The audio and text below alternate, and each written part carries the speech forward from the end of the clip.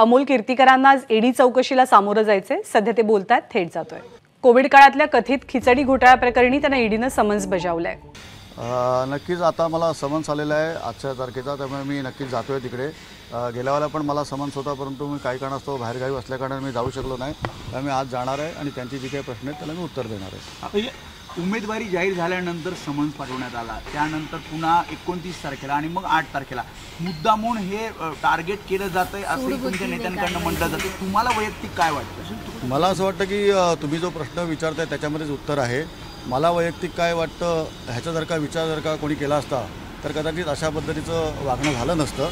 परंतु ठीक आहे, आपणही या सगळ्यामधला चौथा स्तंभ आहात, त्यामुळे आपल्या माध्यमातूनही त्याचं उत्तरं निघाली पाहिजेत, हेच माझं म्हणणं आहे। भैया, राजकारणात सर्व शक्यतांवरती विचार करून काम करायचं असतं। तुम्ही स्वतःची मानसिक तयारी केलेली आहे, तशा पद्धतीने तुमच्या जीवनशैलीमध्ये तुम्ही बदल केलेत।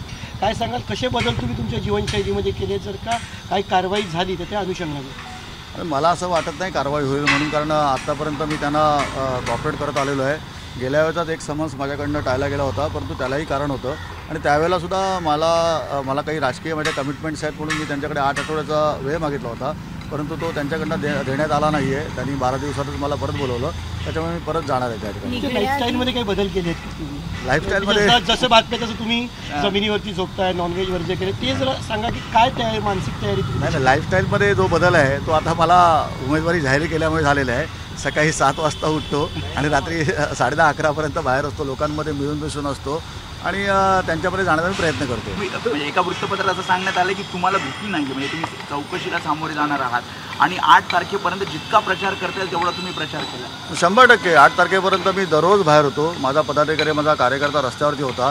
लोकांपर्यंत पोहोचण्याचा आम्ही चांगल्या रीतीने प्रयत्न केला आणि ज्या ज्या वेळेला लोकांकडे गेलो त्या वेळेला या सगळ्या गोष्टींचा उलगडा त्यांच्याकडनंही झाला आहे, माझ्याकडनं झालेला आहे आणि नक्कीच जर का मी काही केलं नसेल तर मला भीती नसणार 100%। आणि मला खात्री आहे माझ्याकडनं काही गुन्हा झालेला नाही आहे, तरी पण एखादा गुन्हा जेव्हा नोंदवतो त्यावेळेला त्याची इन्क्वायरी होते, बऱ्याच लोकांची इन्क्वायरी होते, ते काही सगळे गुन्हेगार नसतात। तशी माझी इन्क्वायरी चालू आहे आणि त्याला मी सपोर्ट करतोय चांगलं। तुम्ही सूडबुद्धीने करतायत, काय कारवाई केली तर त्याला सामोरं जायला तयार आहे का?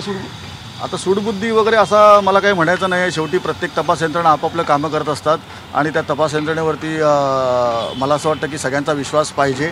आता सूडबुद्धीने करतायत की नाही करतायत ह्याचं उत्तर जनताच देईल। निघण्याआधी तुम्ही पक्षप्रमुखांशी चर्चा केली तर त्यांच्याकडून काही निरोप आलाय का तुम्हाला? नाही, नक्कीच मी ज्यावेळेला माझी उमेदवारी जाहीर झाली त्याच्यानंतर 2-3 दिवस मी थोडं कामात व्यस्त असल्या कारणाने मी साहेबांना भेटू शकलो नाही, परंतु त्याच्यानंतर उद्धव साहेबांना भेटून मी माझ्याबद्दलच्या सगळ्या गोष्टी त्यांच्याकडे क्लिअर आउट केलेल्या आहे आणि उद्धवसाहेब ठाकरे, संपूर्ण पक्ष आणि इंडिया आघाडी हे माझ्या पाठीमागे ठामपणे उभे आहेत। 30 ते 31 व्हेंडर यामध्ये होते, तुम्ही म्हणतात की काही जणांना बाजूला सोडलं। 30 ते 31 नाही, जवळजवळ 70 ते 80 व्हेंडर्स ह्याच्यामध्ये आहेत आणि काही लोकांना चूज करून त्यांच्यावरतीच आरोप करतायत असं मला वाटतंय, पण शेवटी तपास यंत्रणा आहेत, त्यांनी त्यांचं काम करावं। काही जण यामध्ये शिवसेना शिंदे गटात आहेत, त्यामुळे त्यांना मुद्दामून सोडण्यात आलं असंही सांगितलं जातंय। बघा कसं आहे की काही जण आहेत किंवा काही जण आहेत ह्याच्यामध्ये मला जायचं नाही आहे। मला समन्स आलेलं आहे आणि त्या समन्सचं उत्तर मी देणार आहे आणि त्याच्याकरता मी निघालो। तर आपल्याकडनं कोणताही गुन्हा घडलेला नाही, चौकशीला आपण सामोरं जाऊ आणि सहकार्य करू, असं ठाकरे गटाचे उमेदवार अमोल कीर्तीकरांनी सांगितलंय।